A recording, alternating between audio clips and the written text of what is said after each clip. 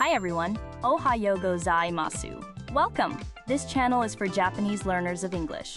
Kiyomo shadowing no lesson wo yarakimashou. Listen to today's real native conversation. Focus on the rhythm and shadow along. Practice daily to master tango, bunpao, hatsuan, and rhythm. Repeat and try again tomorrow if needed. Zehi. Channel no toroku wo onegai shimasu. Okay, are you ready? Here we go. So you're trying to tell a hotel or restaurant that you have a booking, but you need the right words, right? It's not always easy, is it? No, it's not. Especially when you're traveling, maybe you're a bit flustered. It's useful to have a few phrases ready to go. Exactly. And that's what we're diving into today. So let's get straight to it. What are some of the ways we can say, I have a reservation in English? Well, the most common and versatile one is, I have a reservation. You could say, I have a reservation for dinner. Or, I have a reservation for a room. Nice and simple. Yeah, that works just about anywhere. It gets you understood, but what if you have to be specific, like with a name attached to it? Right. Then you would add under the name of, followed by your name. Like, I have a reservation under the name of Tanaka. That makes sense. Almost like you're saying the booking is registered to that name. That's useful, I bet. It is, especially when you get there and they ask, do you have a reservation?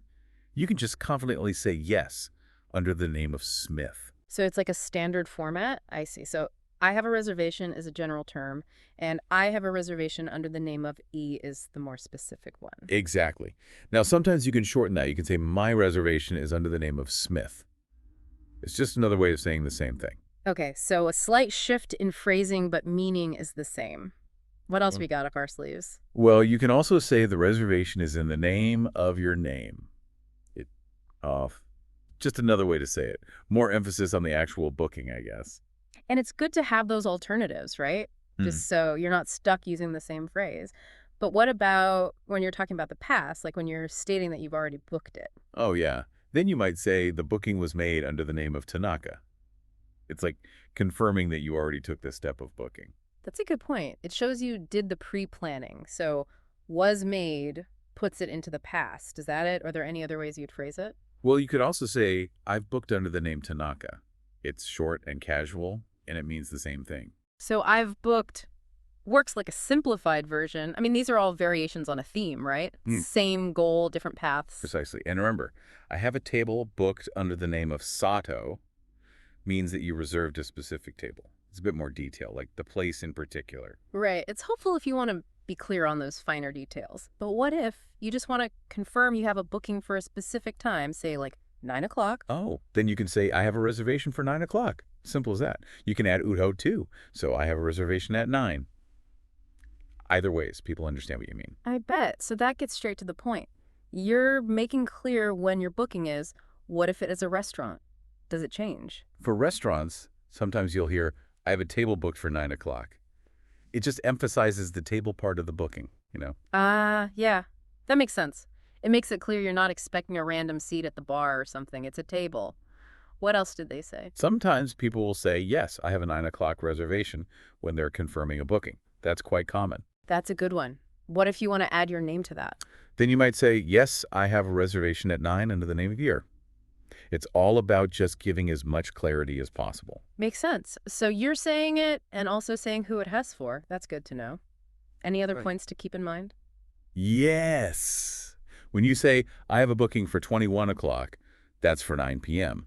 Remember to state it with a.m. or p.m., or people could be confused unless they are smart enough to figure it out. Right, because 21 o'clock might not register immediately, but 9 p.m. is more direct. So for time, always use either a.m. or p.m.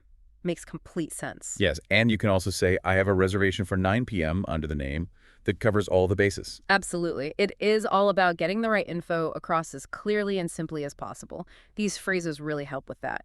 So what about those informal, casual ways to just state that you have a booking? Oh, yeah. You could say, I'm booked in for 9 a.m.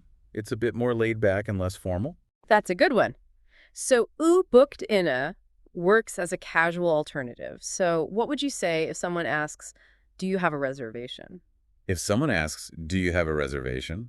You can simply say, yes, I do, under Tanaka. or just say yes under Tanaka. That's concise and clear, so you don't have to repeat the entire thing, you just get to the most important part. So let's quickly recap. Sure.